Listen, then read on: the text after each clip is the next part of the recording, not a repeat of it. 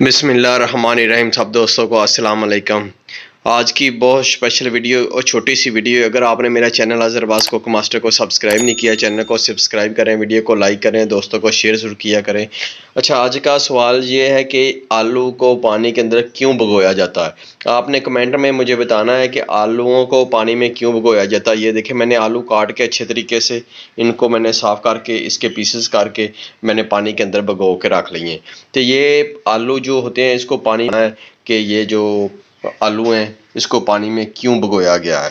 तो आज की वीडियो आपको अगर अच्छी लगे तो आपने मेरे चैनल को सब्सक्राइब करना, वीडियो को लाइक करना और दोस्तों को शेयर ज़रूर करना। मिलेंगे इंशाल्लाह next. Shit to say, so I'ma do this every day. I'll be writing things until I'm fucking buried in my grave. 6 feet deep under, but my body won't decay. Cause my messages are timeless, so they'll put them on display. Oh yeah, I rap with a certainty, I have a sense of urgency. A message for eternity, for everyone internally.